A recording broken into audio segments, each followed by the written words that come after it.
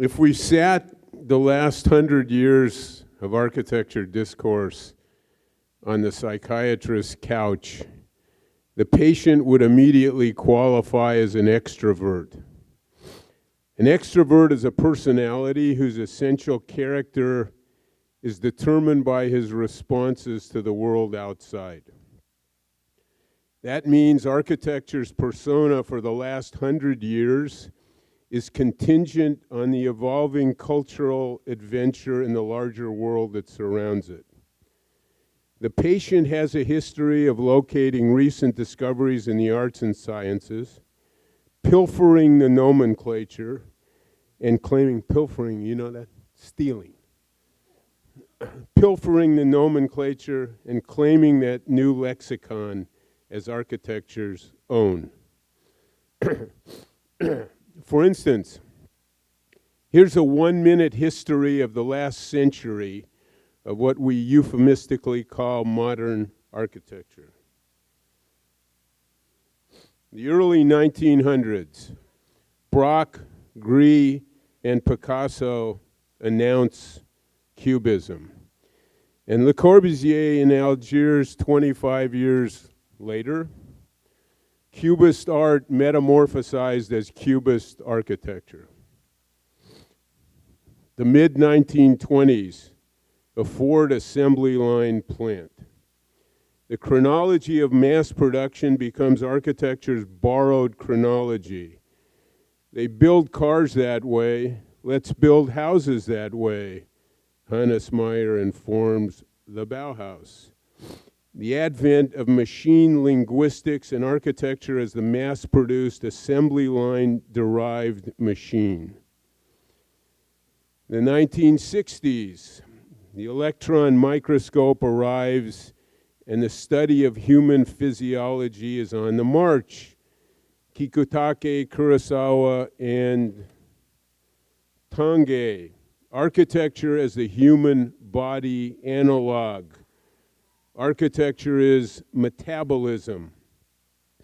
The 80s, along comes that interrogator of contemporary literature, Paul Damon. No more Moby Dick, Damon tells us. Multiple Mobys and multiple Dicks. Deconstruction is the quintessential literary probe, ergo architecture becomes deconstruction. The Matrix arrives. Digital animating tools revise filmmaking prospects, and Boeing's engineers are now digitally equipped. New design, engineering, and fabricating prospects for the airlines. Architecture conjoins Boeing and the Matrix. Architecture as the literally applied image of production software. New architecture is digital. Or is it? Hold on. There's another patient in the psychiatrist's waiting room. The introvert is a personality whose essential character derives from the inside out. The external world she describes as an extension of the inner life she constructs. That self-made effort is piecemeal, an ongoing self-construction site. The resulting architecture is idiosyncratic and sometimes awkward. Self-taught, learning to make what she doesn't know how to make. Any extant proposition that claims to establish an a priori architecture standard is irrelevant. The introvert's criteria is contingent on its private authenticity, not on any presumed consensus of erudition. What the introvert has learned is not method or system. The introvert's case is instinct over method. It can't be taught. It won't be learned. It has no credential outside itself. Uncredentialed knowledge won't produce an alternative discourse, but it disrupts the discourse that reigns. Maybe Hayduk, maybe Nover, maybe Raimund. The extroverts pour the concrete. They cover the earth. But concrete always cracks, and out of the cracks come the introverts. Please welcome Kenneth Frampton, both extrovert and introvert, to SCI-Arc. Good evening. I'm very honored to be here. Thank you for coming. Thank you, Eric, for that very amusing introduction. And this is a familiar face because now I can't remember, because I had this exchange with Stephanie as to what had been the title of this lecture, because I think, I don't remember. I mean, it's on the poster somewhere. I think it was going to be towards an agonistic architecture, and then at the last minute I wanted to change it to allegorical, but it was too late. Let's say it's lecture A, and therefore A stands for Abraham, and I thought I would begin with this figure who was a very close friend of mine and also a close friend of Eric's, and also, I think, long-standing visiting teacher in this school, very gifted architect, had a very, lively and in many ways difficult life. And I thought I would start in his memory just to show these images. It's such a typical Raimund image. But what I have to say is well, it is related to Raimund in certain ways, and particularly to this book, actually, which I think, and I don't remember the exact date, Elementare Architectur, Architectonics, Raimund Abraham, and in smaller type, photographs by Joseph Dapra. And this was a sort of strange trip they took in the 60s through the Ticino and in the Alps and in Bolzano, photographing unbelievable photographs, actually, of alpine vernacular. And I don't know where any of this is. I mean, I didn't do my homework that well on identifying it all, but I think what it is speaks for itself, you know. Just extraordinary stuff. And this, I think, maybe the most extraordinary of all, I think, this street and the way it's made and the way it works in terms of, well, it's neither a ramp nor it's a stramp, in fact, neither stepped nor ramps, but also the way drainage is handled and represented in the stonework and so on.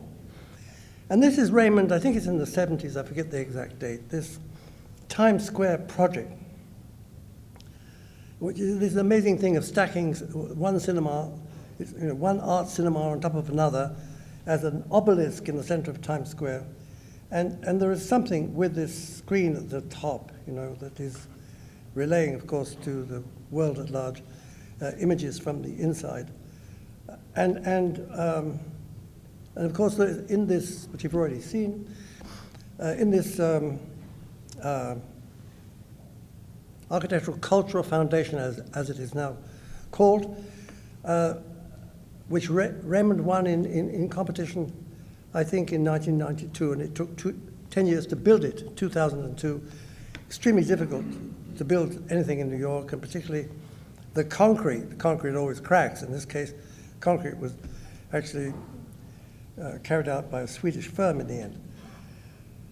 It still is, maybe it's one of the best, I think, my opinion, no matter what has been added of more recent date. For me, it's the best building in New York after Mises' Seagram of 59. It's very kind of discreet, it is very eccentric, it is, you know, really what the Austrians had is the site of a wide townhouse. It's a pencil building if ever there was one. But I having made this sort of brief homage to Raimund, and I think his work is relevant to what I have to say this evening, I wanted to, I wanted to say something how I painted myself in this particular corner, which, I think I'm stuck with it, basically. The corner, of course, could be just for brevity's sake called critical regionalism, and I'm never going to really recover from this psychological state. this yes, I should be going to the analysis forever.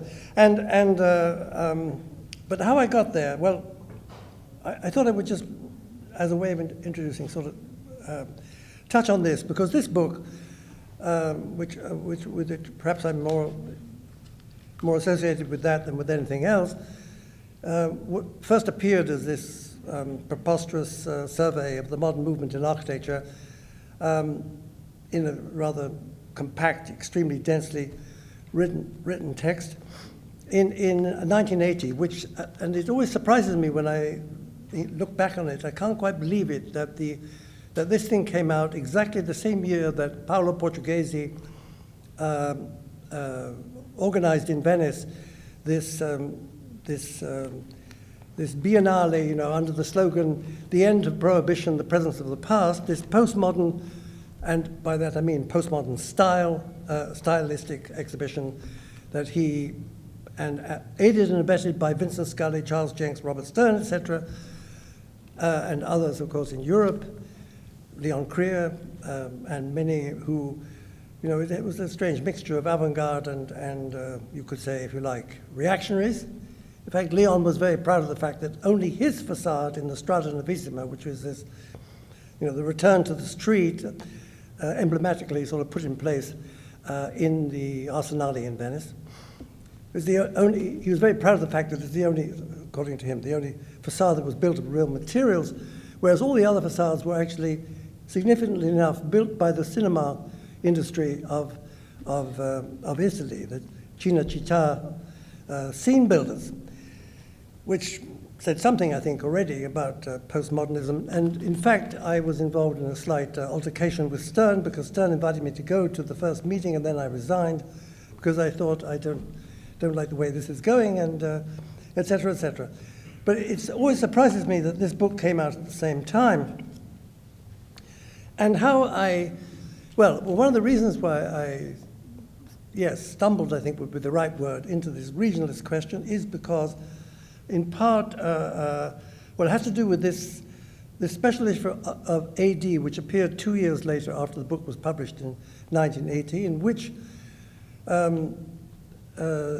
Andreas Papadakis, who was then the owner and editor of AD, got a fit of envy about the fact that this book had been published by Thames and Hudson, and published an extract from something from that book, and then also a series of criticisms by various figures, Maneo, Tafuri, Cahoon, etc., Zevi, and I chose all the people to write that criticism, in fact, and I didn't mean to say that the criticisms were all laudatory or acritical at all, but one figure would not play, so to speak, was Czech architect Dalibor Vesely. And he said, you know, what you try to talk about in the last sentence of that book has been very beautifully encapsulated by the French philosopher Paul Ricoeur in an essay of 1961 entitled Universal Civilization and National Cultures.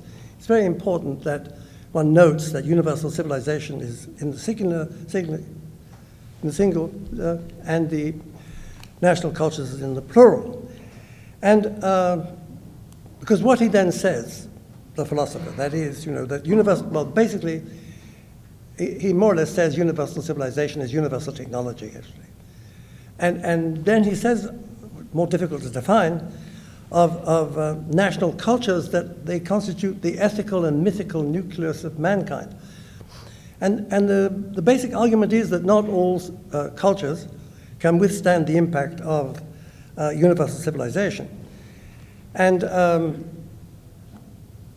he sees, of course, the universal civilization as dominant, and that he is looking for some kind of hybrid between the universal civilization and national cultures. He presents the predicament of decolonializing nations who, in order to develop, have to somehow appropriate or be part of universal civilization. But then, in order to assert their nationhood against the formal imperialist powers, they have also to nurture in some way or other their own a national culture. And he talks in this essay about this kind of tension and contradiction between these two things. And in 1983, so, you know, the history book is 1980, and then that appears in 82. And 1 year later, in Hal Foster's The Anti-Aesthetic Essays on Postmodern Culture, I can't remember now how Hal invited me to participate in this. But anyway, I did, and I wrote this 6 points for an architecture. Yes, the title was Towards a Critical Regionalism, 6 Points for an Architectural Resistance. And one of the reasons why I felt, why I painted myself into that corner at that moment is because teaching in Columbia with the very charismatic Robert Stern, I realized the modern movement that I had been brought up with, you know, the 50s in England, British welfare state, et cetera, in its attempt through brutalism, if you like, to continue what had been the modern project in the pre-war period in Europe, you could say liberative modern project. This had lost its point of reference basically in a school like Columbia. I realized that the entire school was following Stern as the Pied Piper of the house basically, and that if one didn't reformulate what was the possibility of any kind of authentic modern project, you know, one was more or less lost. So this idea of critical regionalism, which I borrowed, in fact, from I'm showing this because this is 1974.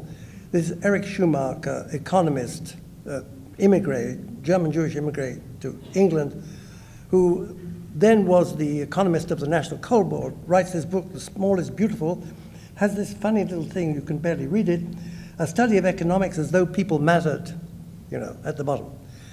And so this, I mean, I didn't refer to Schumacher, but it's 1974. It is also a very critical moment, 1974, when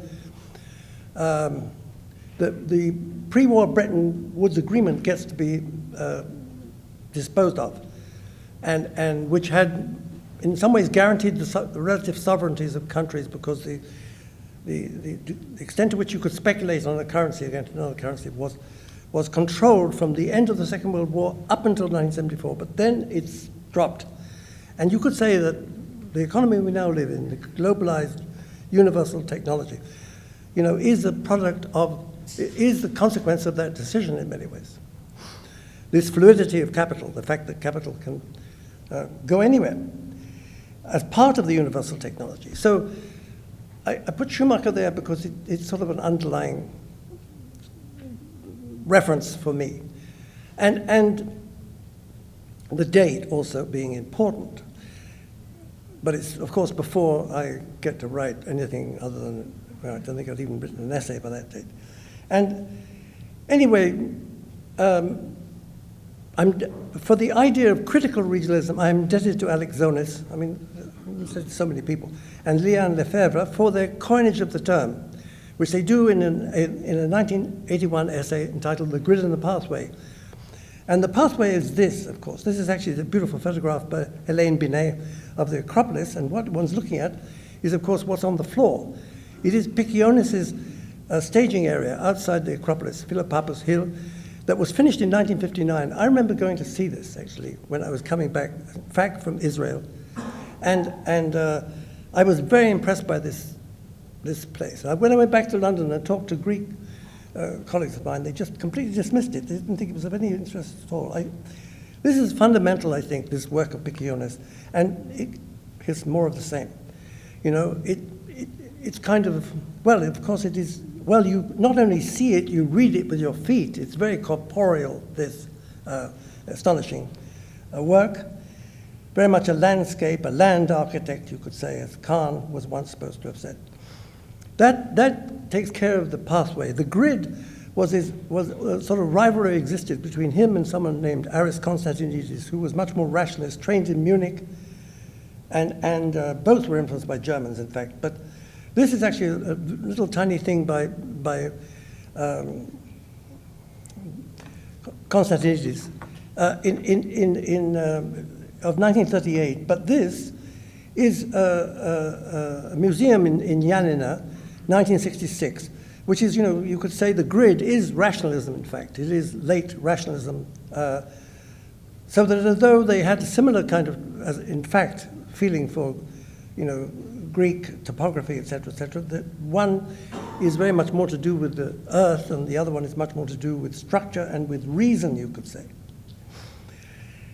And so this idea, was a big inspiration to me, and along with the Recur essay I just referred to, Universal Civilization and National Cultures, dyadic, of course, two opposing terms, and the grid and the pathway, two opposing terms. And so then hence there comes this 6 points for an architectural resistance. And I rewrote or reworked that in the book itself, because I eventually added a chapter on that topic to the book. And here, very briefly, very quickly, are changed into 7 points. 1, it's a marginal practice, fragmentary, opposed to the naive optimism of the modern movement in its prime, that is between the end of the First World War and the beginning of the Second. 2, it's a bounded architecture, bounded, in other words, depending on the bounded domain, and not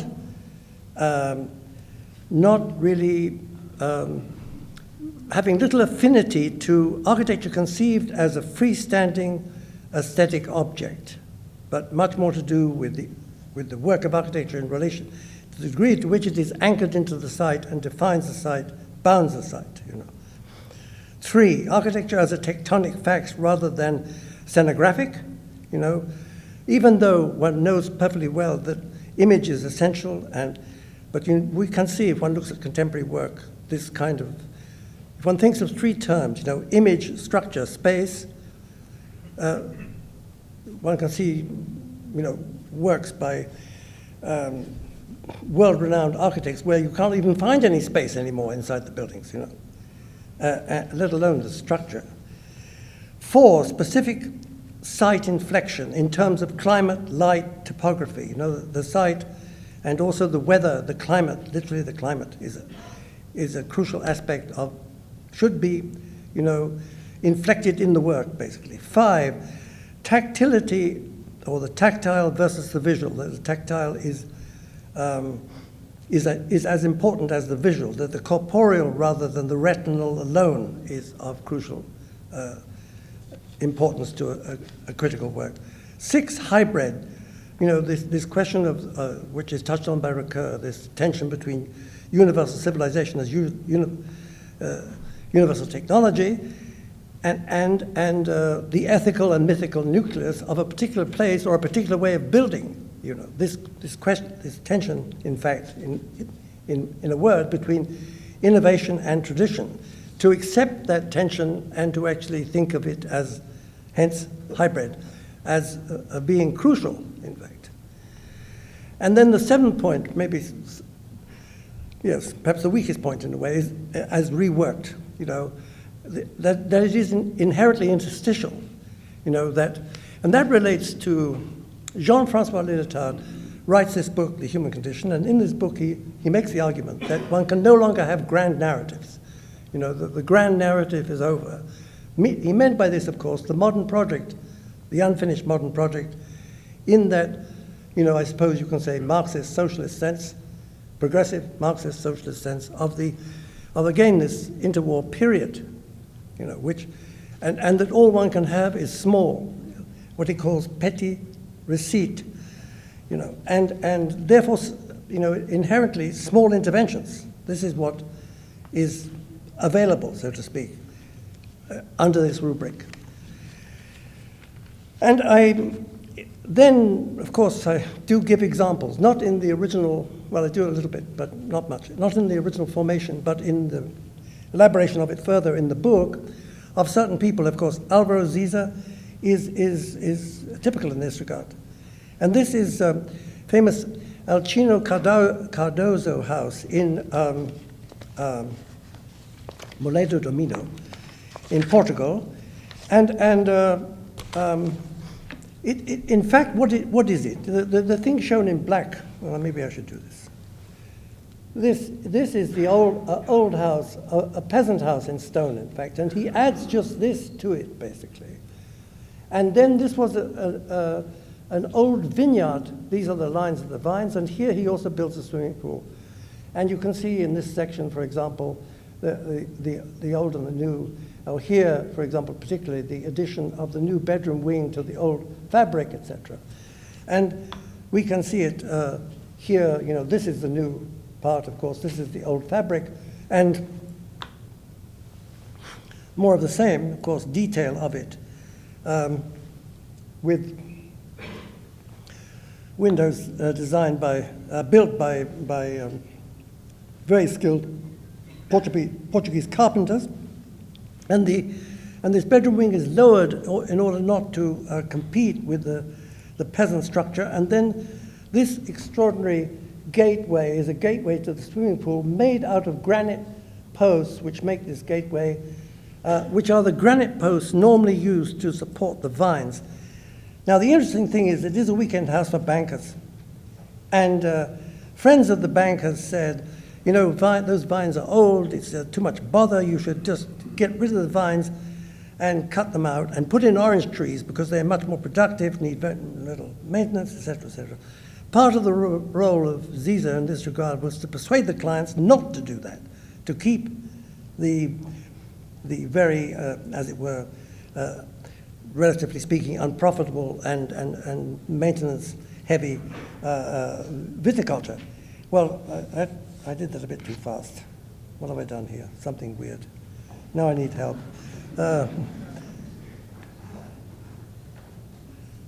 Someone, yeah.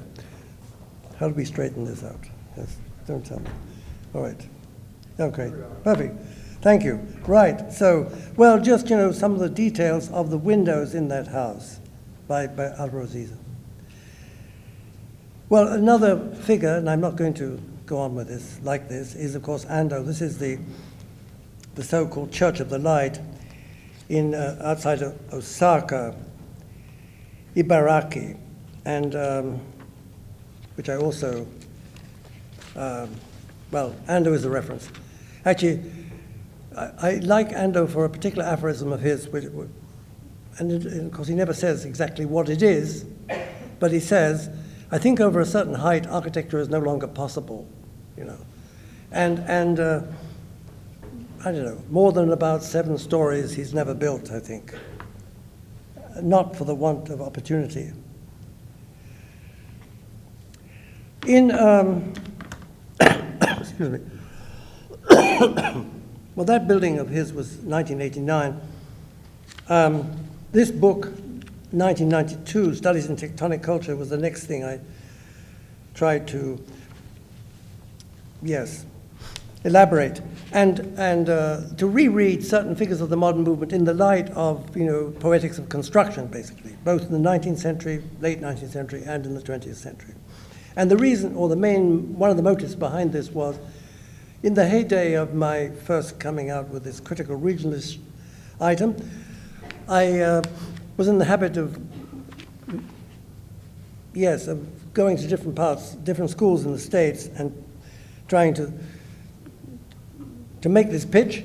And often in discussions afterwards, there were sort of solemn and assertive, not to say aggressive statements to the effect that we don't have any regionalism here. There is no regionalism. And I thought that another way of regrounding this field was to emphasize the poetic of construction.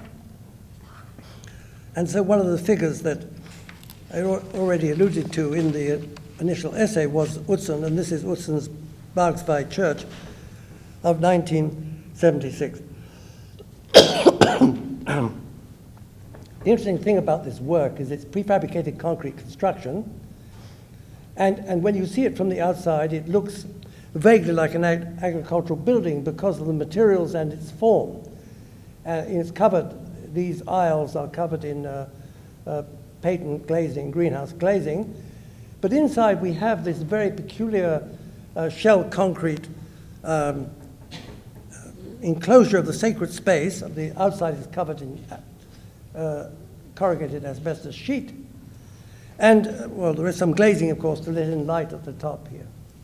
And it struck me that this is a very strange piece, and I realized, you know, by going back into his work and seeing the importance that Chinese architecture had for him, that this shell concrete construction, which is, you could say, shell concrete universal technology, but given this form, is in fact like a kind of hidden pagoda inside the, it is of course a Lutheran church.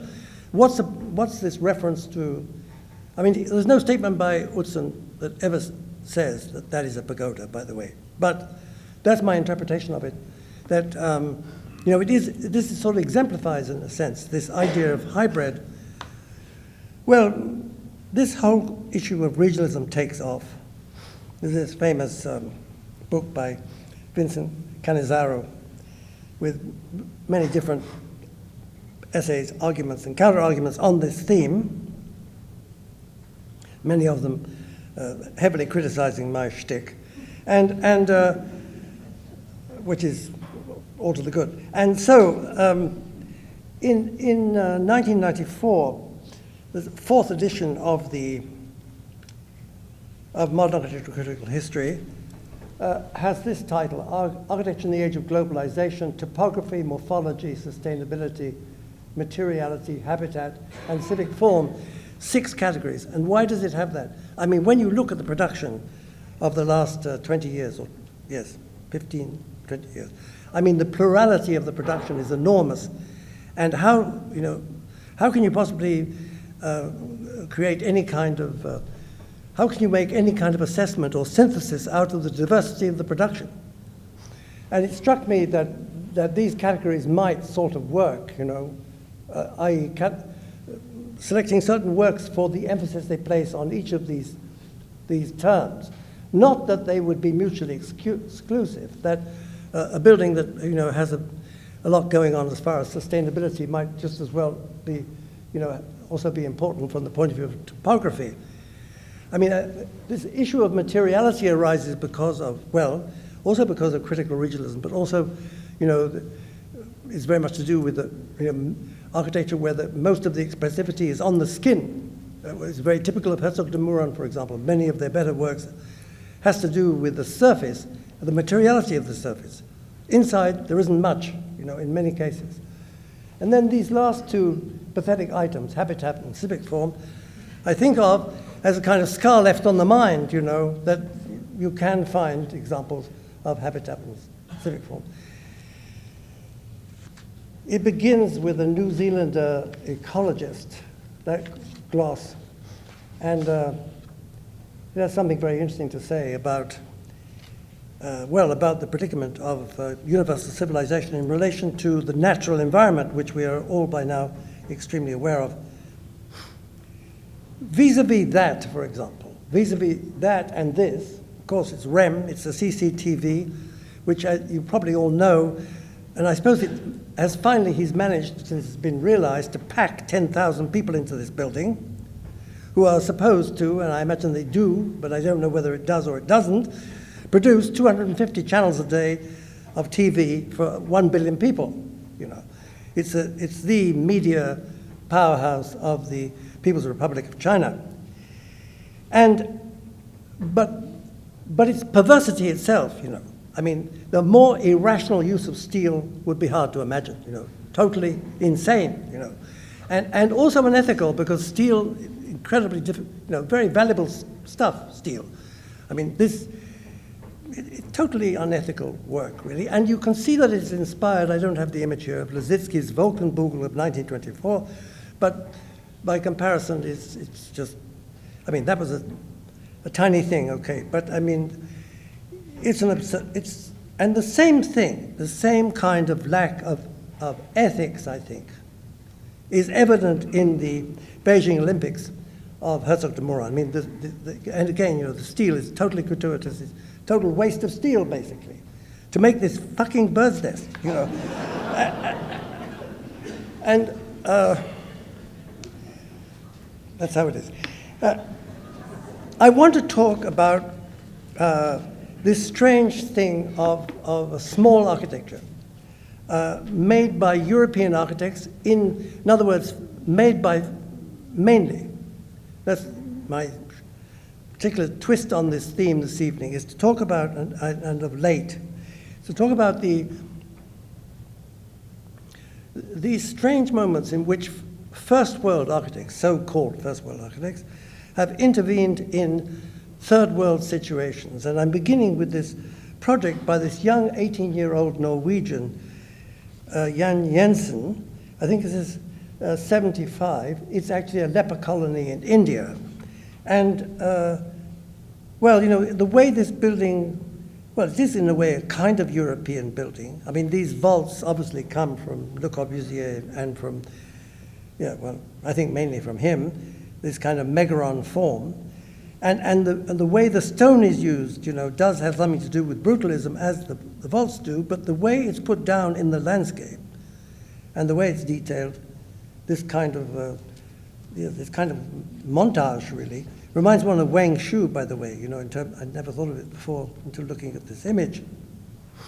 Would be an example. And another example is, you know, a few years later, well, actually more than 10 years later, is this school built for an Indian band, you know, for Aboriginal people in northwest, in British Columbia, north of Vancouver, in a place called Agassiz, for a coastal, so-called coastal Salish community.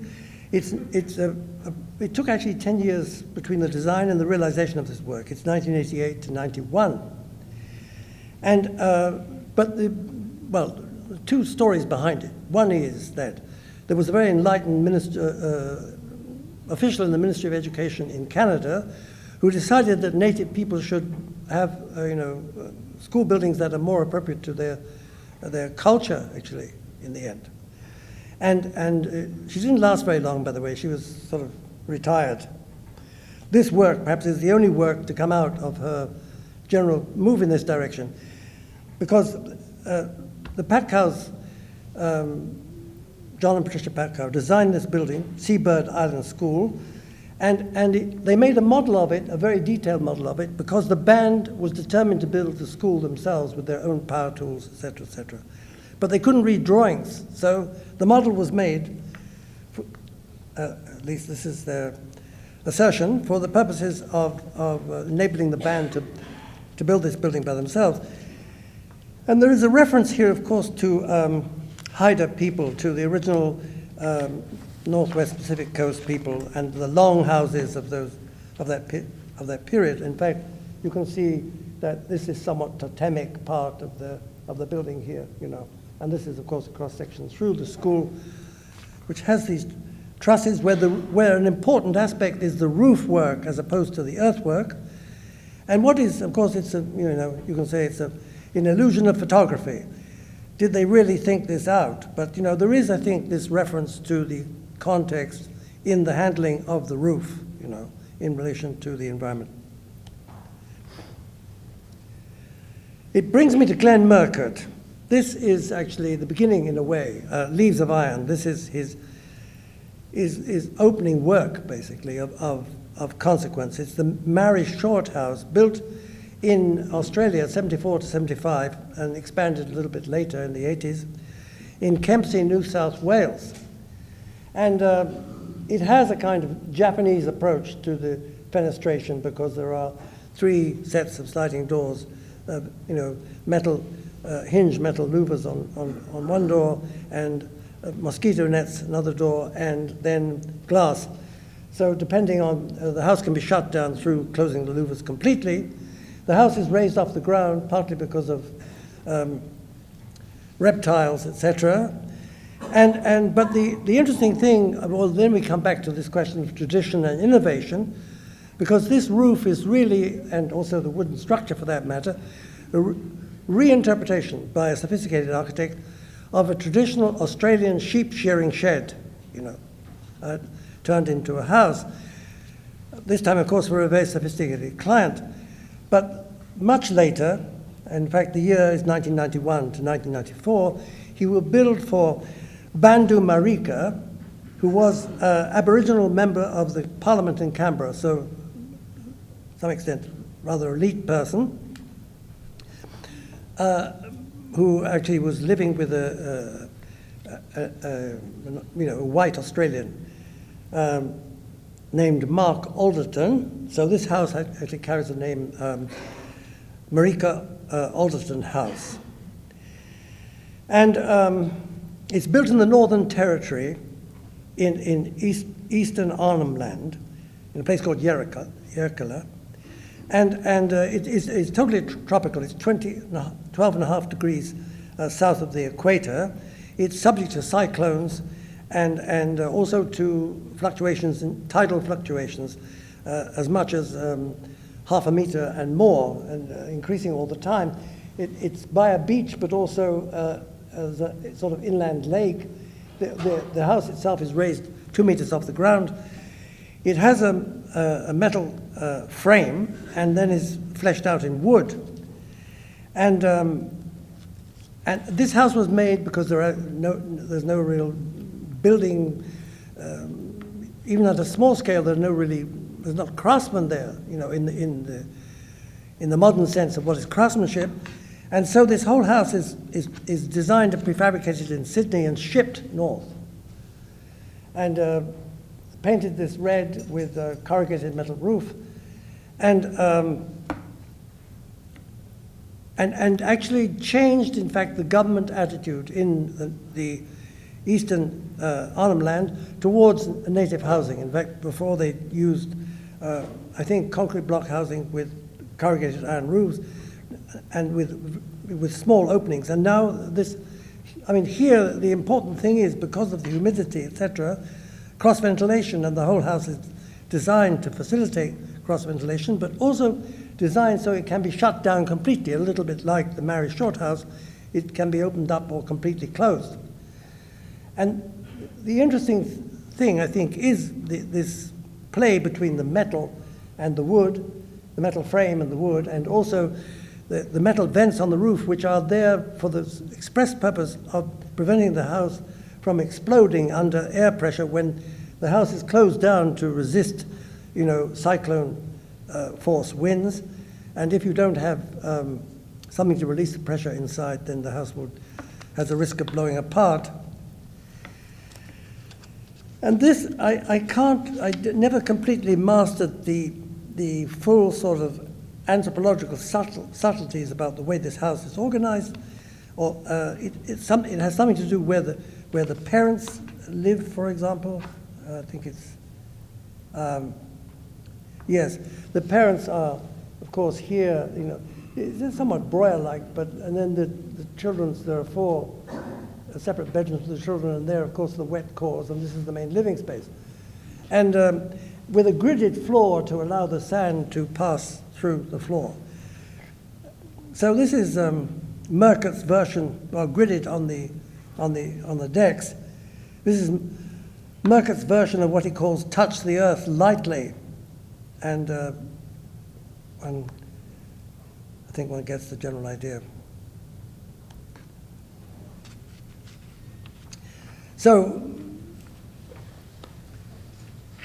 each time it's the same curious thing, I think, which is that someone from the outside completely, that is, out of that culture, builds in a very sensitive way in that culture, and perhaps in a surprisingly sensitive way, I think. And this also, in my opinion, applies to Renzo Piano's 1998 Jean-Marie Thibault Cultural Center in Noumea, New Caledonia. And the interesting thing there is that, well, first of all, this figure is a kind of, yes, you could say a martyr of political resistance, but also, of course, rival political resistance. So he's actually killed by a rival resistance fighter. But this whole thing is built by actually paid for by the French government. You could say guilt money, The French finally, of course, depart, and they pay for this construction, this rather sophisticated construction, which consists of an orthogonal rationalist, you could say, universal civilization part, which is the main lecture halls, administration, etc.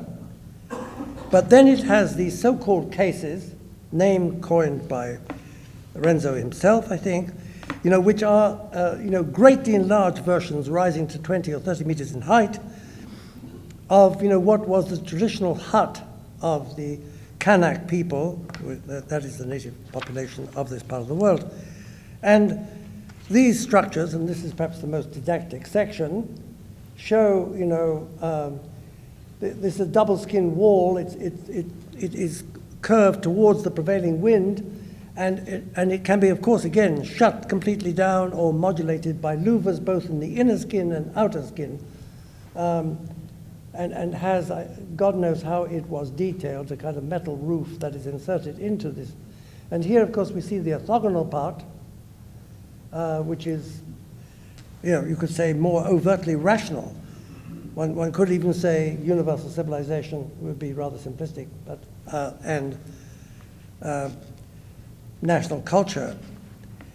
And we see the plan here, with the main auditorium in this position and the slightly curved but rational building with these cases along the side of it. And more of the same, in terms of, well, obviously shielding the sun, and there's a whole kind of play here between the actual structure, the way the structure is conceived, and the vegetation, of course. There is a kind of analog.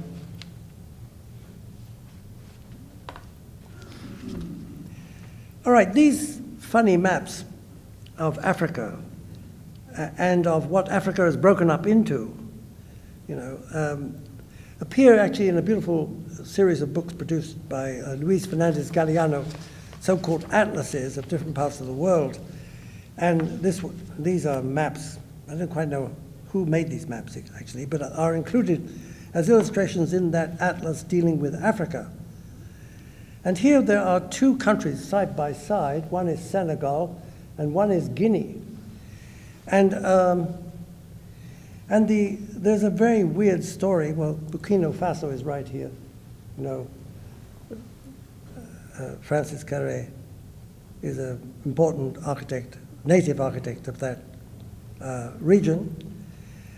And there is a kind of really wild story which concerns someone named Ella Kevikas, who was a very wealthy lady, very well educated, always interested in Africa, and an anthropologist of sorts, I think, who was also the heiress of the largest Finnish shoe company, like the equivalent of Bata in Finland. And an equally exotic figure, maybe more exotic, someone named Alpha Diallo from Guinea, a Guinean intellectual, a linguist, has a funny idea to go to Finland. And this gets more and more exotic because there is this famous Finnish, national folk myth, which was it was only written down in the 19th century by someone named Elias Lönnrot, which, was, kind of, yes, a sort of Nordic saga in a way. And this was if you like, the ethical and mythical nucleus of the Finnish nation at the time of its independence, which, and also after, when that independence is challenged by the Soviet Union. And it's interesting, of course, that Finland comes into being as an independent republic with the end of the First World War. This character, Diallo, decides to translate this Finnish epic into his own national language, Fula. But why he would do this is beyond me. I don't have answers to this, But anyway, and also this is unclear to me whether or not these two people were lovers or whatever. We don't know. But what happens is that he dies from some strange disease in Helsinki, and she then takes his body back to Guinea, builds, designed by the Finnish architect Marika Alderson, a house for her own occupation in Guinea. Has this strange plan with somewhat Carnian, really, when you think about it. These separate bedroom and then sort of various sitting, some free and others enclosed, with two kind of screen walls, which, well, you see very primitive construction. Concrete block here. This is the sun-protecting wall, grilled, tiled roof, and yes, looking like that, and like this, you know, between these two layers, and with interiors having this character, and very primitive in a way. But the more interesting building is this, which is also by the same architect. He did 3 buildings, in fact, but I am only showing 2. Well, I think only 2 are really of interest. This building I find particularly interesting, which it is a school for teaching poultry farmers, because the same intellectual, Diallo, was of the opinion that the most important thing to strengthening the Guinea nation was to increase the availability of protein, and that the cheapest and fastest way to deliver protein to a large number of people was to go in for chickens. So this is a chicken farming school, which has this central lecture hall, which is the center of the whole thing, with this incredibly elegant timber structure, you know, and the beams are, of course, stiffened by these wire cable, and made of wood and block, very, very simple materials. I mean, this is what it looks like from the outside, in the middle of the jungle, basically. And a courtyard.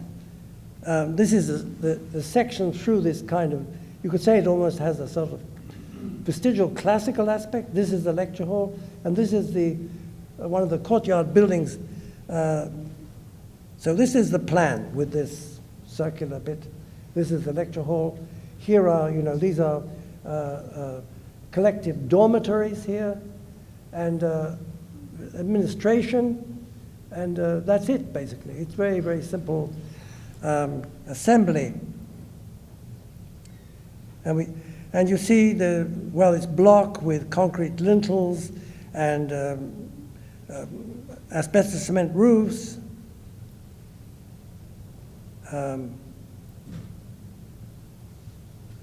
And this is the interior of that lecture hall space. And you know, the details of the surrounding buildings, more of the same.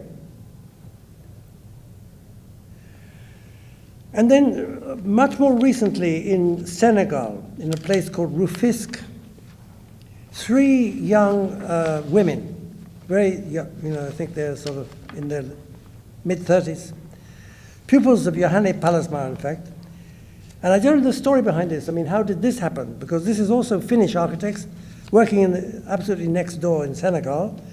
And it's a women's center, also in the middle of nowhere, made out of concrete block. That's what it is. It's got, you know, monopitch roofs, corrugated metal, I think, and concrete block. I think what is amazing about it is it's so simple.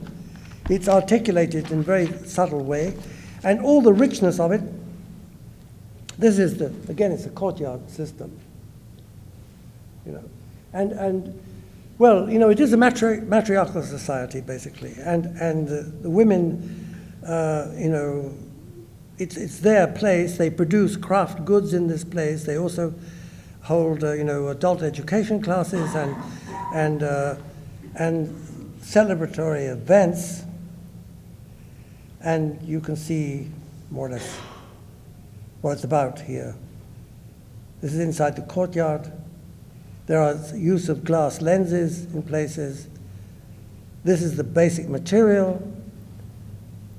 This is the even more exotic figures that occupy the scene. And parts of the interior, you know, not all of it is totally enclosed. This is a sort of shaded corridor. It's a production space, I think, because they do use it to produce. Actually, Kevikas invented a company called Indigo Blue, because They are particularly famous for their blue cloth. And some of it, I think, is produced in this place. And, well, you see what the cultural dimensions it has from this image. And this is it. I mean, everything, the vitality of this piece comes out of that, basically. You could say that what I now will show is sort of more heavy, you know, that this, for example, is by the Architecten group. It's 2008. It's actually a Dutch embassy in Addis Ababa. I mean, the key thing here, again, you could say it's material, because what is it? It is in situ reinforced concrete building that is very much integrated with the ground, and the concrete is dyed, the color of the earth. So it is a kind of building which, you know, is so anchored to the ground that it is in itself a kind of landscape, really. You see, it is a single sort of rational bar. There is some, I think, other houses for VIPs in these courtyards, but on this site, this is the prime ambassadorial building. And the roof of this building looks like this, which is in itself already a kind of roof treated as if it were a landscape. And then, and the building is, as you can see, sort of very integrated into the fall of the land with a road cutting through it. And cut in the other direction, and this staircase, you know, rising up in the concrete to the roof, in fact, from the lower level, and we see the pass-through here. I think you can get the. It's interesting. I mean, if you look at the way the concrete has been treated with these rough boards, you know, to give it a certain, you know, you could say maybe out of too cute, primitive quality. I mean. Anyway, it's something, of course, that Le Corbusier would have totally welcomed, and more the same thing, of course, inside. And one could take, though it's not particularly Japanese, one could take also Foreign Office Architects building Yokohama ferry terminal by Alessandro Zeropolo and Farshid Musavi, 2002. And little bit after that building I just showed you. And here, well, what's interesting about this, I think, is two things. One is the hybrid program, because it is at one and the same time a park, a pier for a cruise terminal, and a theater, all combined into one building. And what is fascinating about it, I think, is that it is very much parametric, you could say. But what is intriguing about this parametric work, well, first of all, this extraordinary use of wood and the way in which the lighting fittings and all the rest of it, also solar collectors, are part of the plastic landscape of the roof, which is also a deck, but also a park, because part of it is green. But the thing that, you see, this is actually the entrance into the terminal building, and beyond the other arcuated element is the theater. The extraordinary thing is that this structure, you know, that constantly moves, but it's always coherent, you know, as a structure from the, and of course you see it in this folded plate construction inside, largely built by, I think, shipbuilders. All this, again, more at the level of, this is actually Richard Murphy, architect in Edinburgh. This is the best building of his life. He's built a lot, but to date, this is outstanding, I think, which is this British British Council building in Sri Lanka, 2010, where using local stone and local tiles on the roofs, pitch roofs, laid out, you know, for security reasons inside this kind of compound, but broken up into courtyards, and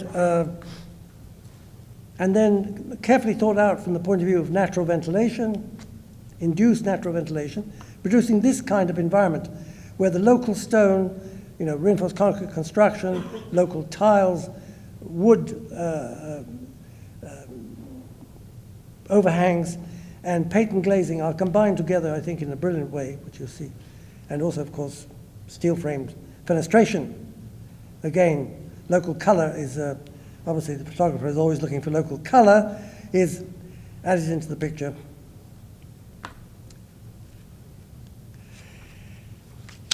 And this brings me to Siza and to the Iberê-Camargo Museum that was built in Puerto Alegre on the bank of this enormous river on an absolutely impossible site, because it's, you know, a cliff face, in fact, with a really cliff face, road, river. And he, well, of course by excavation, but shoehorns this structure into this site. I think these images of, you know, of early drawings of his are particularly evocative, you know, of his, you know, the way in which, you know, the building has a sort of life, you know, it's seen as a kind of animal in a way, you know, has its own kind of life in a sense, you know, in this early stage. And, you know, these strange kind of corridors that escape the body of the building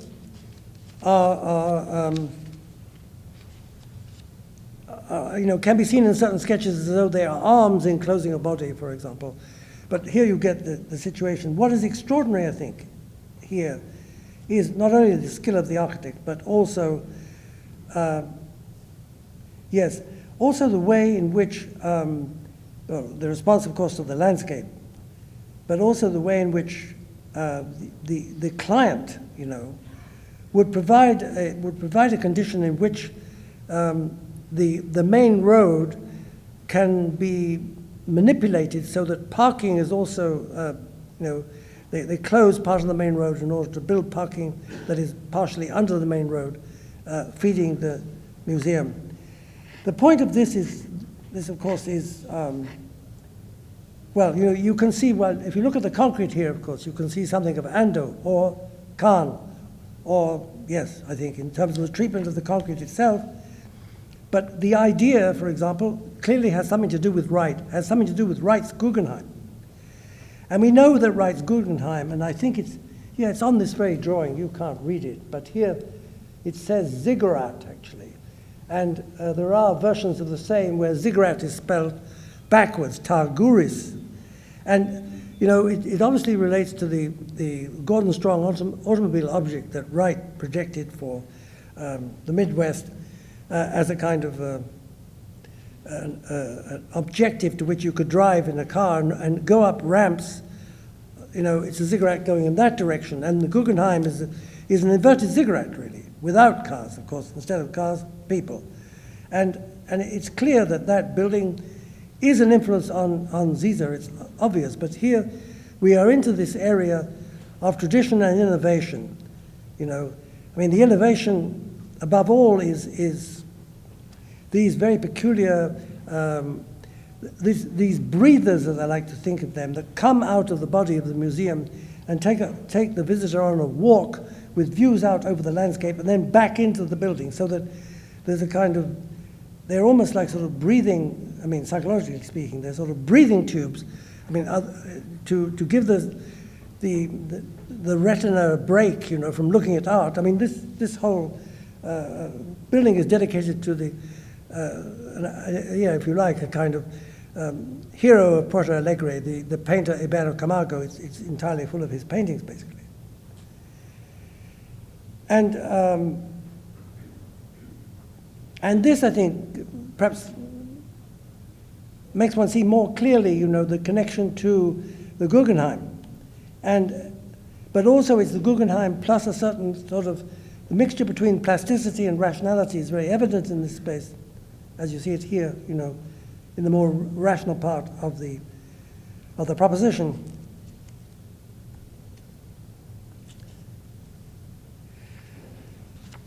I want to say something before concluding with this guy, whose name is Bijoy Jain, who is the founder and director of the studio Mumbai in Mumbai, which used to, of course, to be called Bombay in its colonial moment. I wanted to say something about this issue of innovation and tradition, you know, particularly as it is evident in the work of Siza, for example. And I mean, you know, what I'm saying, I suppose, is that, of course, with Siza working in Puerto Alegre, or Richard Murphy working in Sri Lanka, or Foreign Office architects working in Yokohama, one's not, of course, one can't say, you know, this is first world architects working for Aboriginal people. But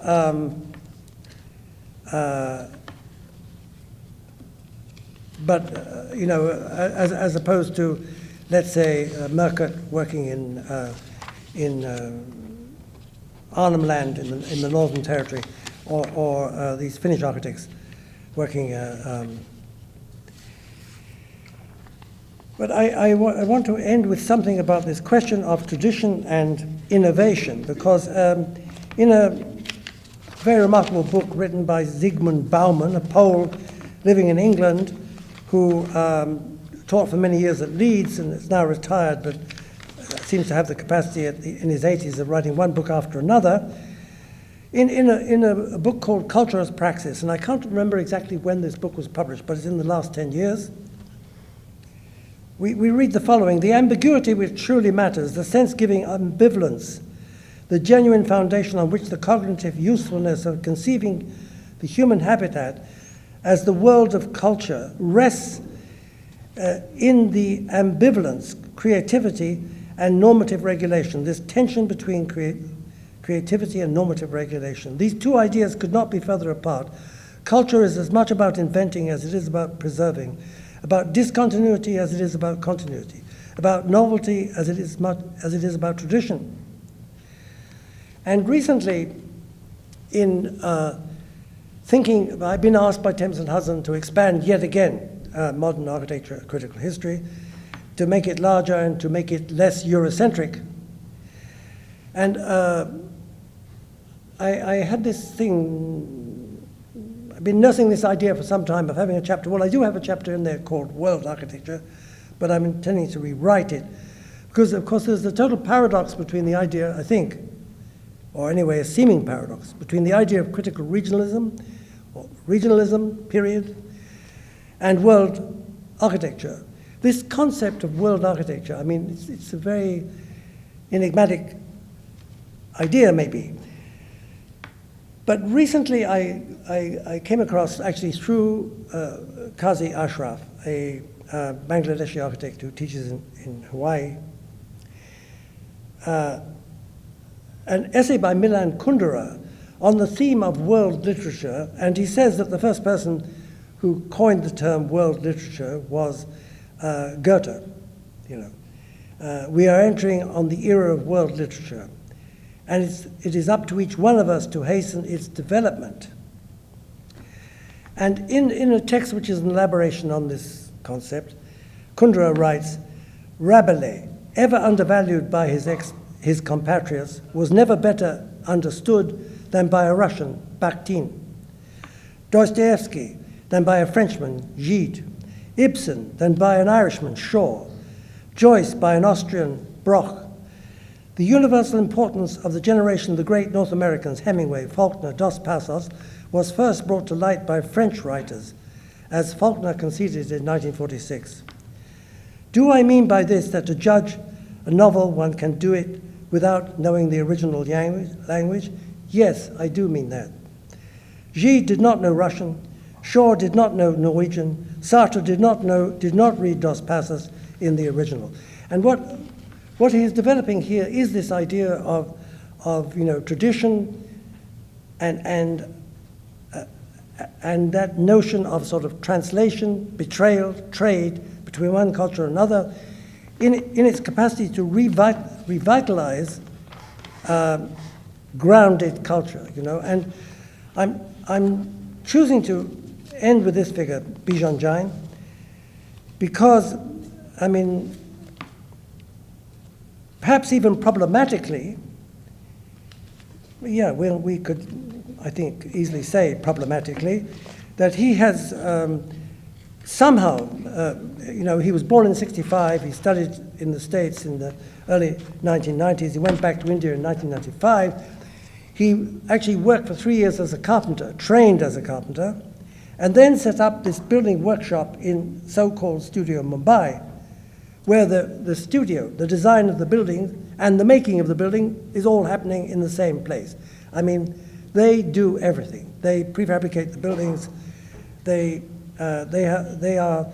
a whole team of Rajasthani carpenters, masons, and other craft workers in the industry.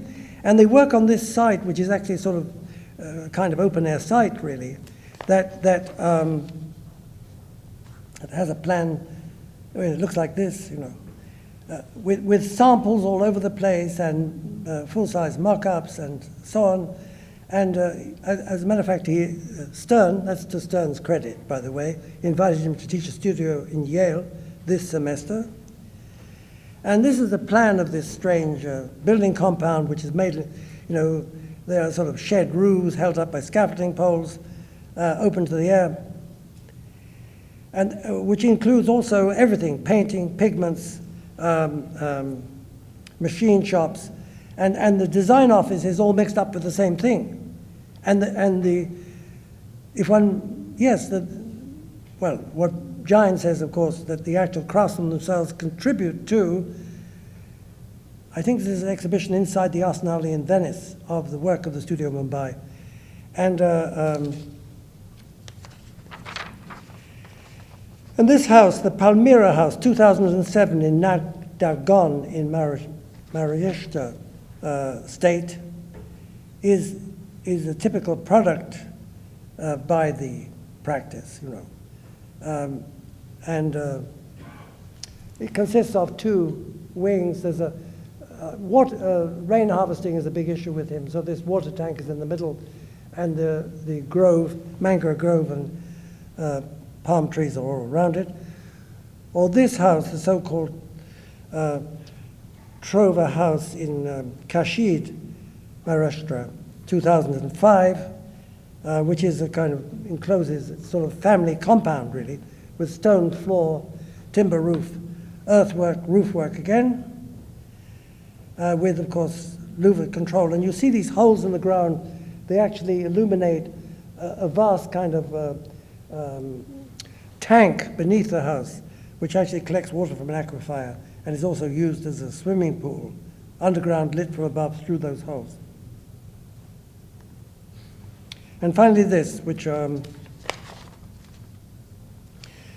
is built in the Himalayas, the so-called Leti Resort at 2,300 meters above sea level, and is, of course, it's just 4 guest houses situated here, and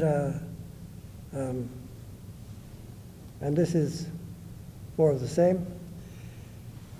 And in fact, it's 9 kilometers from the nearest road, so that everything had to be carried 9 kilometers over rough ground to the site. It's a retreat, of course, and that's my last image.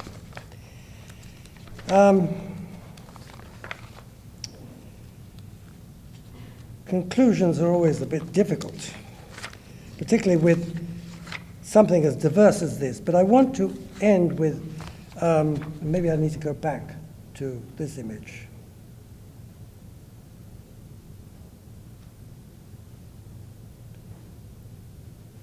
Yeah, I want to end with, this is a criticism written by Kazi Ashraf of this work, of the Studio Mumbai in general. And he writes, few architects in India seem to have the patience for either the phenomenology of situatedness or the care of crafting.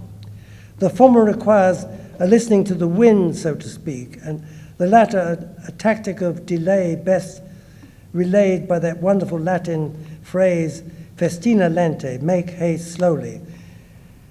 Jine emphasizes an attention to the process of making and the patient evolution of things. He speaks of riyas, the practice or discipline of doing architecture every day with both attentiveness and repetition. These are best represented in his workshop practice, placing craftsmen and artisans in the middle of the process, doing life-size mock-ups and prototypes and material innovations, and eventually weaving a tapestry of sensorial experiences out of constructed materiality. Giant's close collaboration with artists and craftsmen recalls what that noted Egyptian architect Hassan Fatih developed with the master mason Aladdin Mustafa. This is the famous village of Gurnia.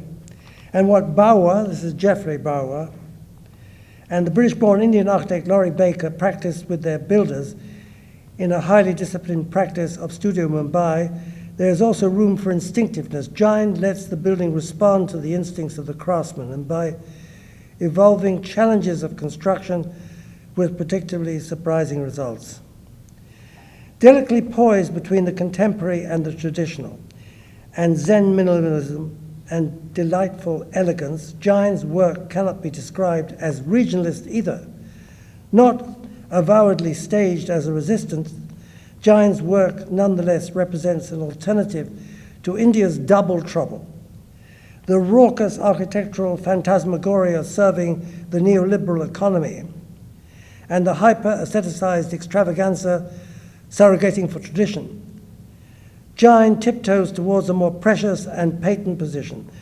Like a farmer, this is Ashraf's metaphor. He scans the sky for a meteorological intuition, treads the earth for secret semaphores, and then gathers with carpenters, masons, architects, and artisans for cultivating the building together. I think I'm going to let Ashraf's words stay as the coda. Thank you.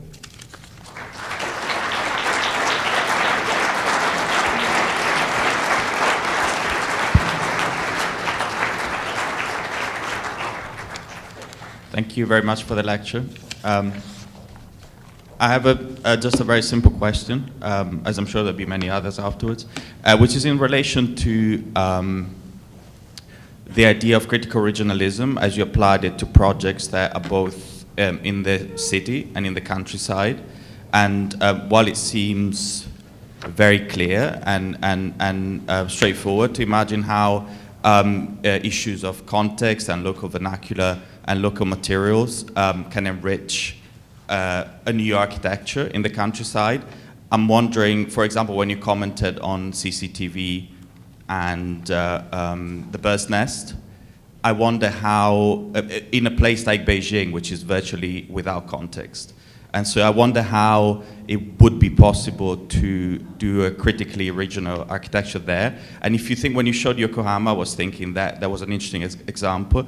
And if you think that that is fundamentally different from Ram's project or the bird's nest, how exactly does it operate differently, and how does it match the idea of critical regionalism more? I didn't get quite the last part. Last part. Yeah. So if critical regionalism in the city is presumably more difficult than in the countryside, and if you prefer Yokohama to CCTV and the bird's nest, how is it fundamentally different from those previous projects?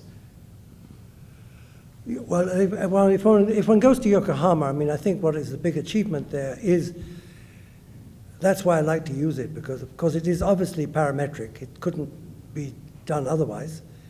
And yet the space structure thing is coherently maintained as a dynamic through the entire building, apart from, you know, the programmatic genius of kind of folding together, maybe a bit fictive, folding together a theater, a ferry terminal, a park, you know.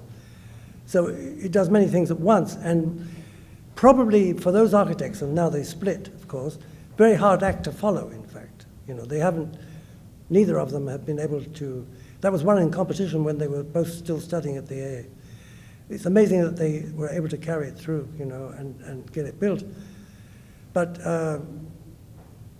so that's in the city, but the value I'm giving it, you know, I'm sort of talking about is, I regard it highly because of its structural space aspect and its coherence as a structure, it's not just a morphological, sculptural work. It has the morphology or rather the other way around. The structure is an integral, well, either way, is an integral part of the morphology. Actually, they did this very beautiful book, which I think has not been sufficiently valued, which is called Phylogenesis, in which they make a whole series of projects by them, in which they will take a different geometry, for a different situation and a different program. So it isn't always, where I'm going with that is that the geometry isn't always parametric. The geometry can be also not parametric, depending on the site and the program. So I think that, it shows that they had anyway, this kind of rather extraordinary intelligence, at a particular moment. But I think there's another part to your, yes, I was going to say, we don't know much about Chinese architecture. I mean, I don't think so. And there is a lot of young Chinese work which is rising, which we don't know much about. And we know, of course, the Pritzker Prize winner Wang Shu a bit, though it's a bit hard to understand the work without going there. I hope I would go there in March, But Wang Shu, has built, of course, in his city, and is, he's kind of a bit over enthusiastic about the idea of critical regionalism, in fact, Anyway, I mean, I don't think it's a matter of whether it's in the city or in the countryside. I think it has to do always, I think, with this issue of climate and light and material and also the level of sophistication about the unavoidable hybrid character of culture. Not only to do with tradition and innovation, but also to do, of course, with different places and yeah. Thank you very much. Any more questions?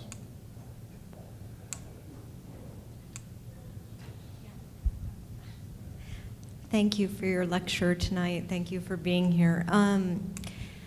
Yeah, I have a question because I'm actually quite surprised that you have come around in your career back to critical regionalism. Yeah. And given the kind of pressing needs of the planet and where we are geopolitically, as well as in terms of global warming, it doesn't surprise me, but it does surprise me given that the field of architecture now is probably in a transitional and exciting new period of tectonics. And I would have thought for sure that that would also be an alluring set of questions for you as we move from joinery to, say, taping, gluing, and the smooth tectonics of the envelope. And so my question is in part motivated by that, because on one hand, I understand the reference, however oblique, to someone like Chantal Mouffe and the idea of kind of a political community based on plurality and so forth. And I hear very strongly in your discussion of Jane the word tiptoeing, as if we're tiptoeing to it. But I'm wondering if, given the excitement of contemporary tectonics, if there isn't also room in this geopolitical climate to think in terms more of, say, someone like Bent Fluberg and the productive capabilities for conflict. In other words, must we always tiptoe? Is there ever architecturally a benefit in the sledgehammer or in the kind of large tectonic move? And in your mind, or must we always have this kind of just a little bit?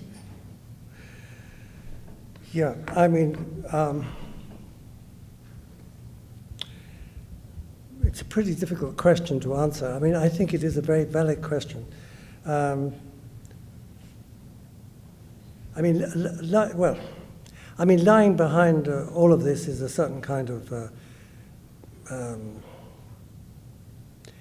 it's a kind of a shadow of a political attitude, And I mean, why I'm attracted to Chantal Mouffe is because of that political attitude. But I think,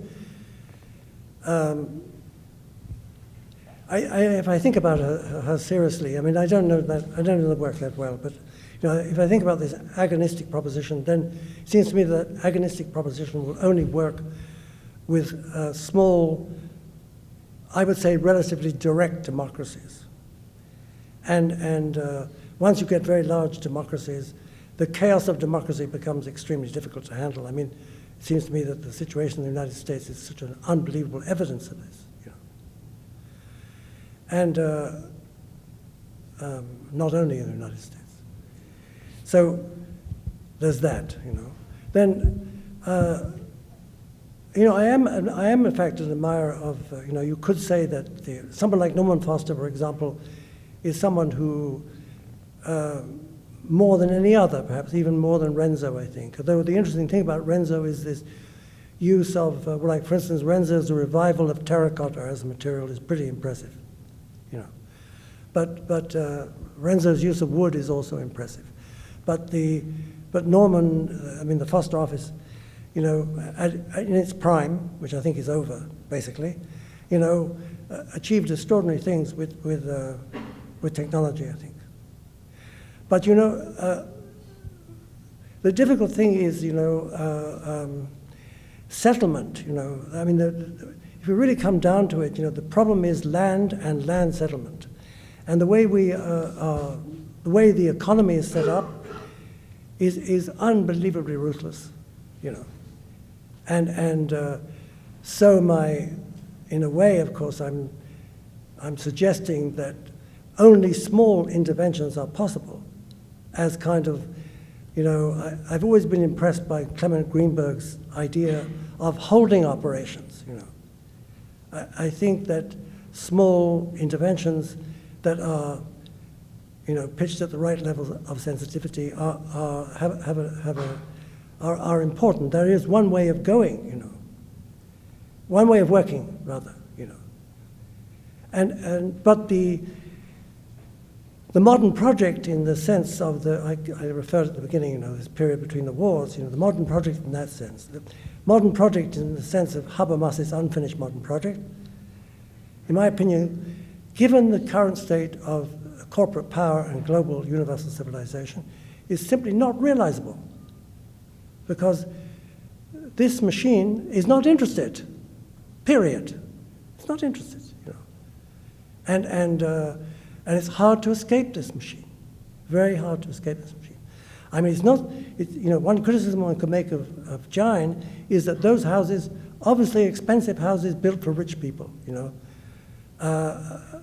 so therefore limited, even if it's a William Morris number all over again, basically, done with great brilliance and sensitivity, brilliant, unbelievable, and maybe also, you could say, sort of quasi-historical accident, because these Rajasthan carpenters, like 20 years from now, we still have Rajasthan carpenters, you could say it was sort of this particular moment and his particular genius that he was able to do that, is able to do.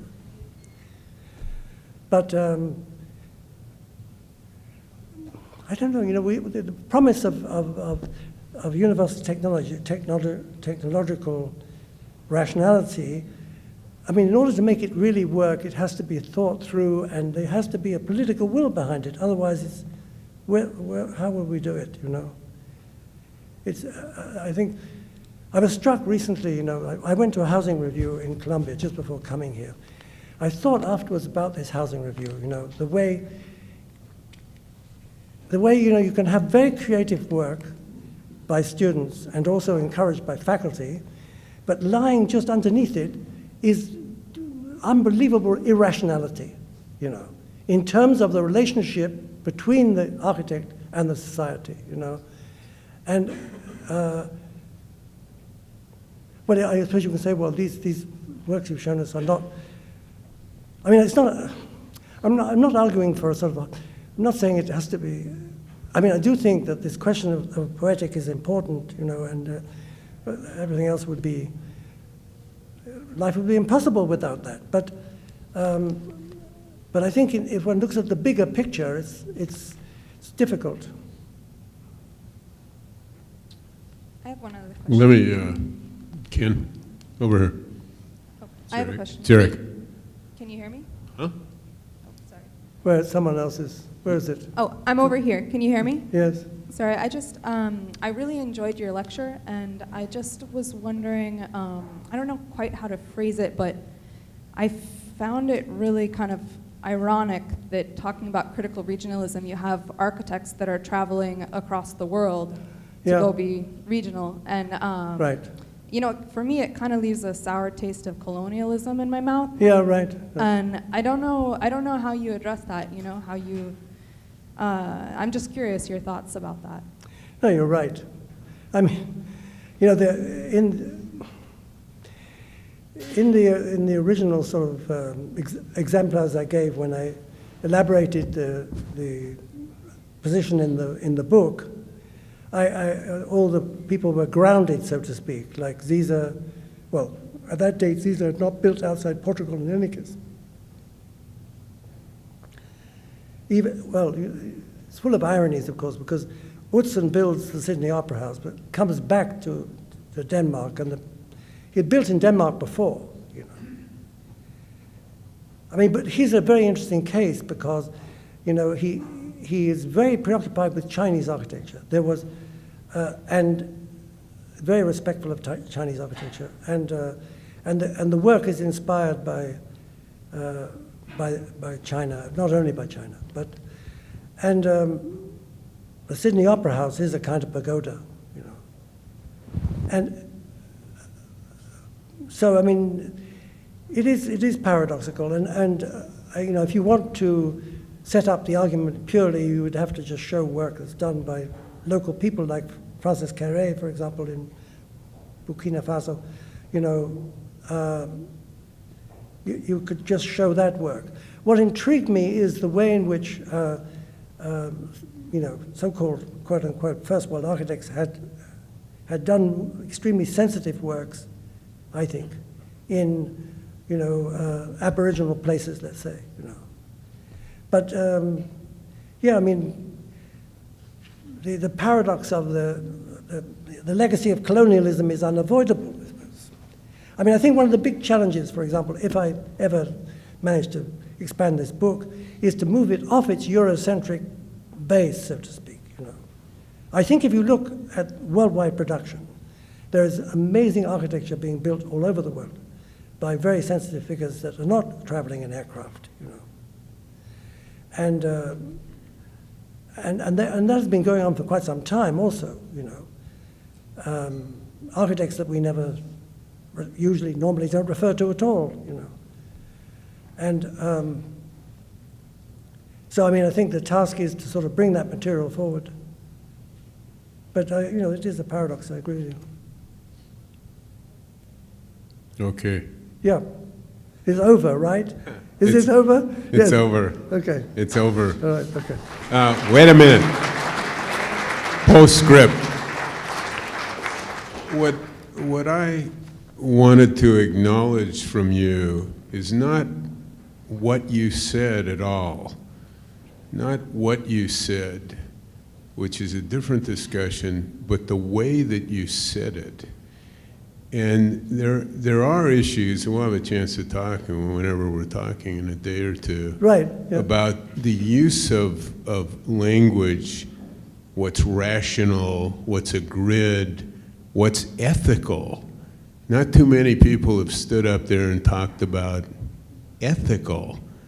I mean, I can think of 10 years of lecture, that's the first time I ever heard that word mentioned in that context. Whether that's a plausible use of the term, we could discuss. But Yeah. there's something that you bring to the content of the discussion, and I think people who are listening to it can sense it, which is a conviction about the intrinsic value of the subject matter, whether it's its merits or its demerits. And you feel that in the discussion, and you communicate that, which is that you're not screwing around, but that this is something, well, you are, and you're not, but this is something which has a kind of content and a kind of meaning and a kind of integrity. that comes out in the sensibility of the discourse, whether one would want to contest the discourse point by point or not. And what I'm saying, which wouldn't be your argument, that the emotive content supersedes the intellectual content, strangely coming from you. Yeah. And it has, and that's where a lot of its power comes from its conviction. It's not so much we're persuaded, you're persuaded. Yes. But it's an unusual quality, and I wanted to acknowledge it, and I wanted you to know that the audience, whether it articulates it or not, feels it and feels the conviction, and it has a certain amount of potency, and I wanted to acknowledge that. I thank you for that. Thank you.